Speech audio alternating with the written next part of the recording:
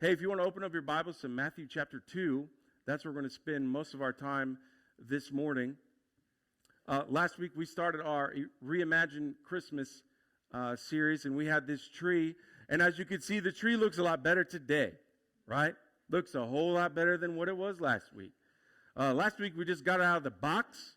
I didn't fluff it, as I guess you're supposed to say. Does anybody in your house, do you guys ever use the word zhush? Does anybody know what that word is? Zhush. In our house, this is a word that Kayla uses, that only Kayla is the one that can define it. But she will say, hey, Shane, can you move that picture over just a zhush? And I'm like, what's a zhush? Right? And so, when you put out a tree, instead of fluff it, you just zhush. I don't know. Right? And so we zhushed it. I didn't. Jesse did. The best thing that we found out is I was here. I had music blaring very loud. And Jesse told me she's going to put the tree together and put the lights on it.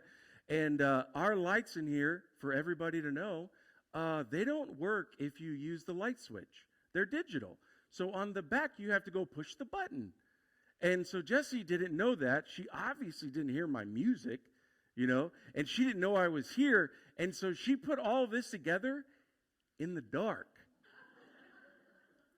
She's a very good zhusher. I said, how did you do it? She said, I just put the lights on the ground and went after it. It's like, well, that's why you're doing it, not me, right? I had the lights on, it'd be terrible. All right, so we've got some lights on, looking pretty good. Matthew chapter 2. Last week we talked about the genealogy of Christ. And just to recap us and bring us where we're all on the same page, genealogy of Christ in Matthew chapter 1 is the only genealogy that still exists for a Jew, right? In 70 A.D., Rome came, they destroyed Jerusalem, they destroyed the temple where all of the Jews had their scrolls, their lineage going all the way back to Abraham so they could prove it. It's all gone because it was destroyed. And then you have Matthew chapter 1 where Matthew wrote the genealogy of Jesus Christ. And so he is actually now, the only descendant from the tribe of Israel, which he represents the true Israel. And we are now a part of his family. Right? But we talked about how Jesus' genealogy isn't very veggie tales, right? It's not very, it's cutesy and nice. There's a couple things in Jesus' genealogy, in his family tree, that are very intense, right? And looking at that and just thinking about this tree, right, why it's here is because when you buy it and it just comes out of the box, it just is what it is, but it takes some work to make it look like this, right? It takes some intentionality to make it look like this. It doesn't just come like this, and our life is just like that.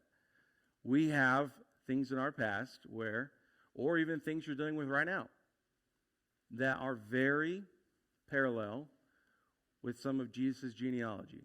There are some things that you and I do not want people to know. There are some things in our life that we have guilt and shame over. And the whole idea of this Reimagined Christmas is we want to look at, why did Jesus come as a baby? He came to fix that. So you and I don't have to sit here and spend our life going, man, I messed up. I was human. Man, I did this when I was younger, and I did this the other day. And you don't have to carry that weight because Jesus came to fix that. In Matthew chapter 2, he gets right after it, and we're going to start in Matthew chapter 2, verse 1 and 2. It says, now after Jesus was born in Bethlehem of Judea in the days of Herod the king, behold, wise men from the east came to Jerusalem, saying, where is he who is born the King of the Jews? For we saw his star when it rose, and we have come to worship him. Okay, the wise men have come to worship him. A few years ago, probably it's been about 6 years ago, we still had our Prius. Our Prius is lovely named Beast Mode. It's because I'm a little bit of a weakling. And so instead of having a truck, I had a vroom vroom squirrel ran Prius, right, that was 50 miles a gallon. Wish I had it today, huh? Right? Wish I had it today. But I got a scooter, so it works out, Joe. It works out. We were driving over in Indiana, and we were actually going to Kokomo. This is the first time that we were driving up there to visit the church. And Marley and Quinn were, I don't know, 2-something, right? Somewhere in there. Who knows? It was forever ago, right? And so I had black hair back then. And so we were driving, and we were turning on to 31 North, going north of Indianapolis. And this massive thunderstorm came through. I mean, it was like, we're going to die, okay? So we're driving, and it's just downpour, downpour, downpour. And how many of you know that the moment you pass the last exit, that's when your kid has to go to the bathroom? Huh? And so this is what happened. We're driving through Carmel, and all of a sudden, I can't remember which one it was, they're like, I gotta pee. And I'm like, awesome. It's a downpour, so we can't just, pee in the car because we're going to get soaking wet. And I was like, well, here's an exit. Let's just take it. This is Indianapolis. There's like 1 million people. There has to be a gas station down this road. 10 minutes later. How many of you know when you got to do something and your kid's got to go to the bathroom, it's like every second, I got to go. I haven't forgot. Right? So we're driving, we're looking. There's nothing. Absolutely nothing. And it's like crying, and it's like, I feel bad as a parent, but what am I supposed to do? And so we finally get to a gas station. We finally go to the bathroom. I'm like, all right, let's go back, go the way we were going. So we get all the way back there. And then we get to our exit that you turn off of. And about a block past the trees, there was a gas station. And so if you are ever on 31 North from Indianapolis, you will see there was a turnoff, and then you will see on your eastern side, there will be a gas station. That is where I am talking about. How many times do you wish or you needed a sign? Right? That's all I wanted. I was just looking for a sign to be like, yes, this is where I got to go. This is where I need to be. And I didn't get a sign. I wish they had a sign. They probably should, right? Because hey, I can't be the only one that needs to find a bathroom, right? These guys, these wise men, it says they're from the east. They have no idea where they're from. Some people have tried. They've even named them. They've had, I don't know, they played rock, paper, scissors to figure out what the 3 guys' names were, right? We have no idea. We don't know if these guys if they were really into astrology, and that's why they saw a star or whatever was shining in the sky, and they were like, hey, that's cool, let's go follow it. We have no idea if these guys really knew what was going on, but somehow, some way, they knew there's a king of the Jews being born. I want to go worship him. And for them, their sign, that's all they needed. That's all they needed was to see a star in the sky. Right? Before we get started this morning, really diving into it, this is kind of the mind frame that I want us to be in. How many of you, when you're sleeping and somebody walks in and turns the light on, do you just want to kick their kneecaps? Huh? It happened to me yesterday. I'm getting there, okay? She's laying down in the bed, and I'm like, whatever, and she has an eye thing, it's super cute. It's really awesome, guys. You should try it because it's completely black. Anyway, right, and so I go in the room, and I turn the light on, and she's just like, oh, and I'm like, I'm going to die, right? Like when you're asleep and someone turns the light on, you are like, what is wrong with you? You are not ready to have that light turned on. You are not awake. Whereas now, I think we're all awake, right? And if the lights were not on here, it would be a little awkward, right? Because we're awake. We're supposed to be in the light. You see, this story has the wise men who are awake and are looking for a sign. And then there's a guy named Herod, the king. He is not awake. He's been sleeping. And he is not ready to be introduced to the king of the Jews. And so what happens in between verse 2 and verse 5 is Herod is like, what are you talking about? This is a king of the Jews. I'm the king of the Jews. And so he goes and he gets his high priest, his scribes, his really smart dudes that know the Old Testament, because Herod has no time for God's law. Absolutely none. And so the scribes are like, yeah, it says right here in the Old Testament that he's, Bethlehem, you're not the smallest ruler. Let's read it. It says right here in verse 5, they told him, in Bethlehem of Judea, for so it is written by the prophet, and you, O Bethlehem, in the land of Judah, are by no means least among the rulers of Judah. For from you shall come a ruler who will shepherd my people. Herod, in a lot of ways, is just like Kayla yesterday.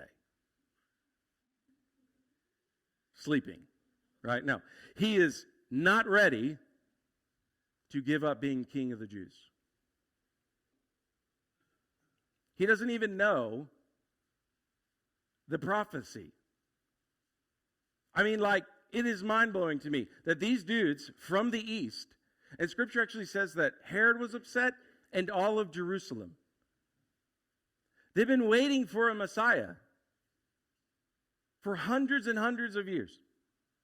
And if you read the Old Testament, there are over 300 of them that specifically talk about his birth. And if you were to read them, you would be like, how did you miss the sign? And Herod is so upset, and he's going to trick the wise men. And he's like, why don't you bring him back so I can worship him? Because he wasn't ready to give up being a king. This past week, we put our Christmas lights on. We can't put them on until after Thanksgiving. That's kind of a rule, right? So Thanksgiving lunch is over, and we're going home, and Marley and Quinn are like, can we put the lights on now? Like, it's 11.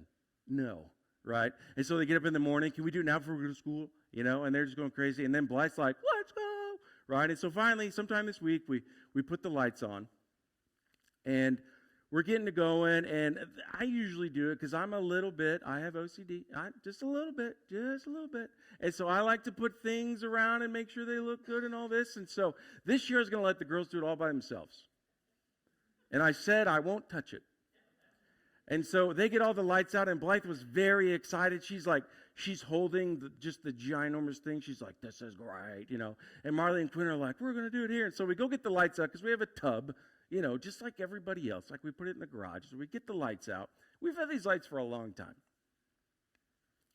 We get them out, and something inside of me, maybe it was a past memory, said, why don't you make sure they work before you wrap them around the tree, right? We've all been there. So I plug it in, and when I plug it in, I see that the lights are on. The lights that are underneath me, right? I turn around, and the other 35 feet, there's no light. And I hear, oh, man, right? And so I'm like, awesome. And so, we're looking and we're seeing where the lights are. And I don't know if you've noticed this about me, but I am not the dude to call if something's broke. I will cheer you on. I will go buy something for you. But I have no business doing it. So as soon as I saw where the light came to and it stopped, there was the bulb missing. And I thought, as all challenged men are with electrics. I remember my dad taking other light bulbs and, just randomly putting them in, and pizzazz, it turns on. And so I sat there, and my girls were so upset, and Blythe's like, and it's like, can we please avoid the disaster that's about to happen? And so I sat down, and I just started doing what I saw my dad do. I have no idea if it's going to work. I take a light bulb, and I put it in. It doesn't work. I get another one. I put it in. Still doesn't work. And then my kids are like, I know what it is. I'm like, what is it? They're like, it's blue, green, yellow. We need an orange. I'm like, I don't think that's how it works. But they obviously are on the same level as me, okay? So I was like, unbeknownst to them, let's try an orange one, right? So we get out, we put it in, but nothing doesn't work. I'm like, dang it, right? Dang it. I am challenged when it comes to that. Jesus says in Matthew chapter 5, when he's preaching on the Sermon on the Mount, he just gets done doing the Beatitudes. Blessed are they who are weak. Blessed are those who are meek. Blessed are those who are mourning. They will be comforted. The greatest and the least will be the greatest in the kingdom. And he starts going on about it. And he says that we are the salt of the earth. He's like, if salt loses its saltiness, right, if it to preserve food or for taste, it's really worthless. And then he says that it's like a light in a city on a hill. He says you don't put the light under a basket, because the point of the light is to shine. And so then Jesus looks at his disciples and he says, so let your light shine among men. But here's the deal. Sometimes when you and I are shining for Jesus, only 5 lights work. And there's a bulb out. And we sit there and we're like, what do we do? Maybe you're like me and you go grab another bulb. You're like, well, maybe, I don't know, maybe this will work. Right? Maybe the reason my marriage isn't working is because I don't spend enough money. Maybe we should go on more trips. Maybe I should buy her stuff, or I should let him get that fishing pole or whatever he wants. I don't really know my kids. They don't really talk to me anymore. I ask them how their day's going, and I remember being 15, and I don't know what to do. Maybe it's when they ask me to get stuff, and maybe we just go on trips and I get them stuff. Maybe then I can talk to them. Maybe then I can make up for the fact that I wasn't there.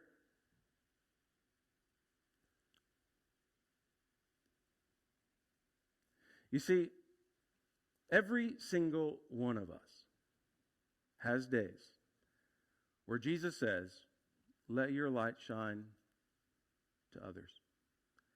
And you say, not today. And it's not because you don't want to. It's not because we don't think that Jesus is important or doing things his way is important. It's because we simply are burnt out. And so we either are going to keep doing the same thing the same way and expect different results, which is the definition of insanity, or you do what I did. You go back to Menards and buy new lights. Huh? Sometimes we're like Herod. And you're sleeping. And Jesus wants to make something very known to you. And you're sleeping. And you're like everybody when someone turns the light on when you're sleeping. You're mad. How dare you? Maybe it's a friend that knows what you're going through. And I go to sit down to have a conversation and say, hey, I've been there. It's not where you think it's going. I would just love to talk to you about that. And you know they're right. But you get mad at them. How dare you tell me how to live, you hypocrite. Right? The lights get turned on when you're sleeping. Because here's the deal, everybody in the room, you know exactly what the thing is that is keeping you from going all in with Jesus. You know what it is. You know the sin that's in your closet that you hide and you cover up. You know that you need to let it out because it is suffocating you. You know that you need to confess it. But you do what we all do. We just grab another bulb and see if it works. Maybe if I change my habits, maybe if I change my diet, maybe if I change spouses, maybe if I get a new job, maybe that will change, we know exactly what it is. And for a moment, we have hope in all of that. For a moment, we don't know, but life is just like electricity. I take the bulb out, I put it in, it lets me know immediately. if it works or it doesn't. Matthew 11, verse 28 and 30 says, this is Jesus speaking. He says, "Come to me, all who are weary and carry heavy burdens, and I will give you rest. For my yoke is easy to bear, and the burden that I give you is light." This is why Jesus came. Because he was looking at a bunch of people who were carrying heavy things around, and it was never working. They did the sacrifices, they did the offering, they went to the temple, they talked to the priest, they didn't work on the Sabbath, and things were just not clicking. They were just doing the bare minimum that they have to do to be a Jew and wondering what the heck's going on. So when the Messiah shows up, they don't even know it's him. Have you ever been there where you're awake, but you're not? You're thinking about something else. You're worried about if they're going to find out. We just sang a song called "Make Room."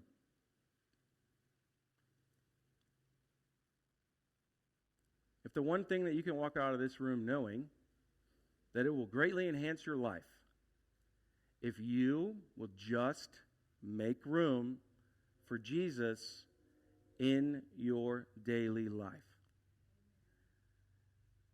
I was blown away yesterday. Jess, thank you so much for having that thought of praying for people.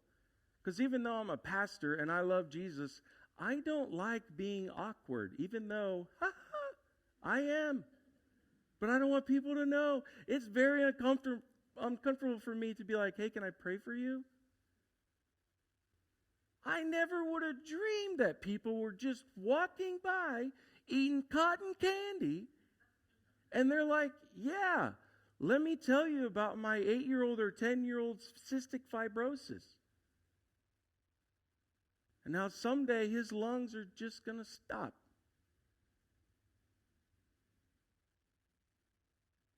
Let me tell you about my marriage. Cotton candy. What are you telling me? What was this? And they want prayed over. It just reminded me yesterday that there are a lot of times that I think I'm awake with Jesus, but I am asleep. And I'm pulling a Herod. You just heard that the King of the Jews is born. It says it in the Old Testament that he is here. And you say, "Well, you go find him and bring him back to me, because I'm too busy sitting here."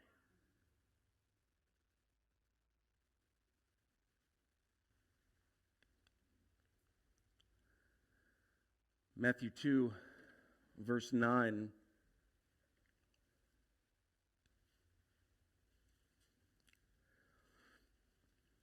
After Herod tells him, "Hey, all right, bring him back so I can worship him too." Yeah, and we find out from the other Gospels that the wise men were onto their trick, that God let them know, "Do not go back to Herod because he will kill him. Don't do that." And then you get to verse 9. After listening to the king, they went on their way.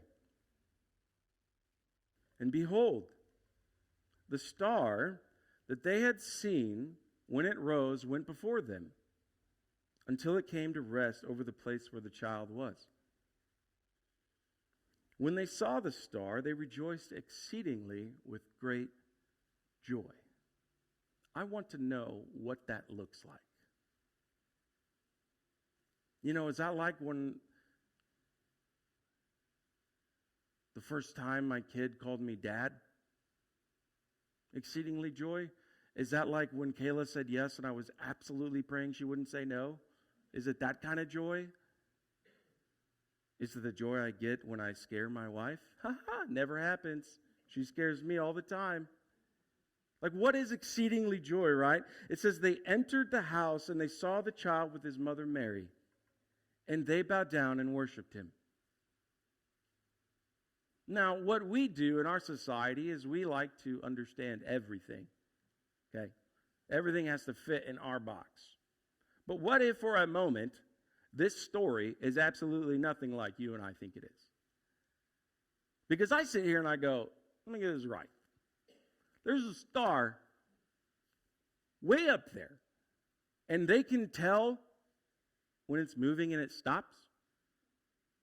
They got like, you know what I mean? Like, how do they know that? What if for a moment, because the rest of this story, we're just like grazing over the fact that a 14-year-old just gets pregnant because God gives her a baby in her womb, and we're like, yeah, that's normal. The star must be way up there. What if for a moment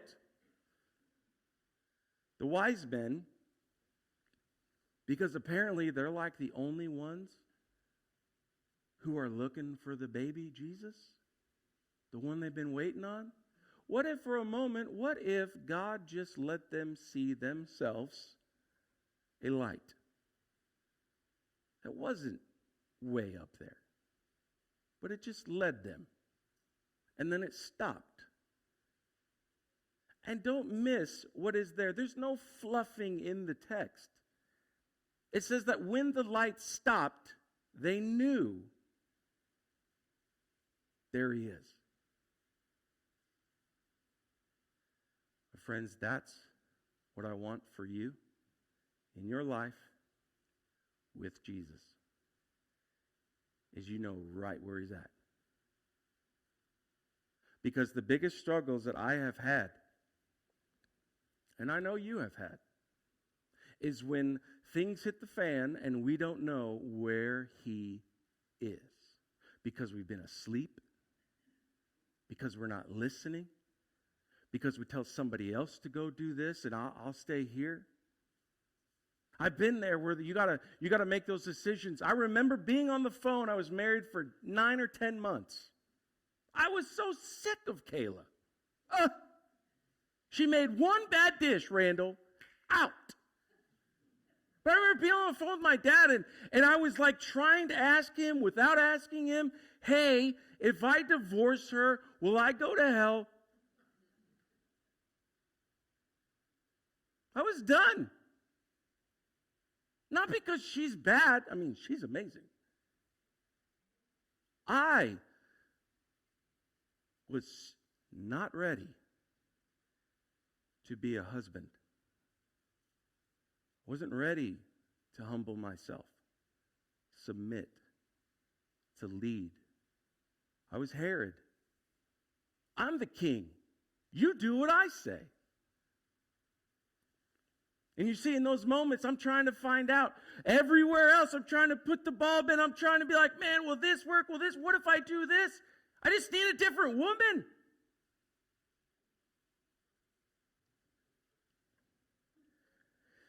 And even though my father and I, we have a lot of things that we do not agree on, I am so thankful he told me to shut up. You see,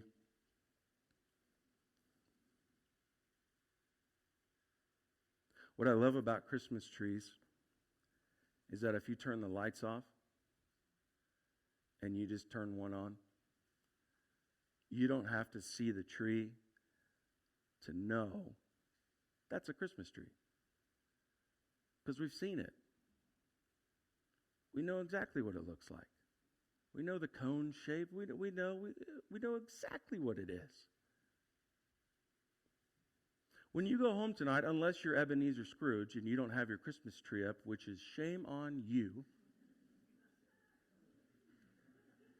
Apparently there's a lot of Ebenezer Scrooges in here.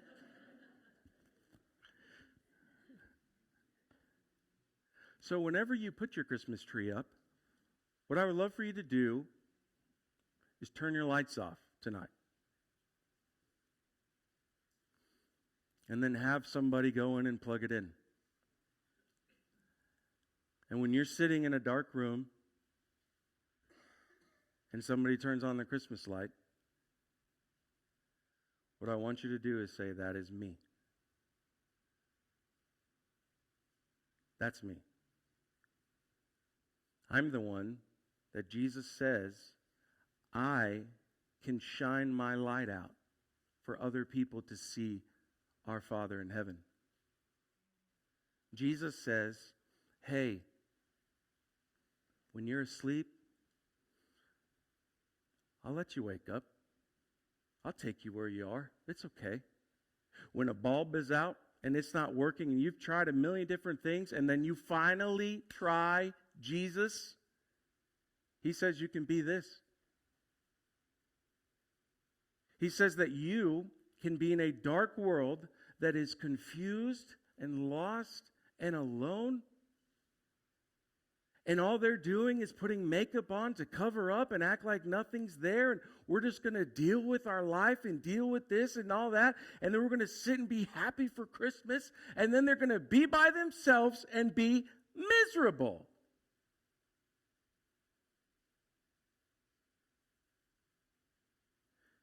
Jesus says you can be that for them.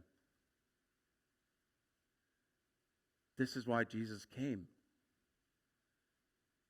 So that we can be a light in a very dark world. Let's pray.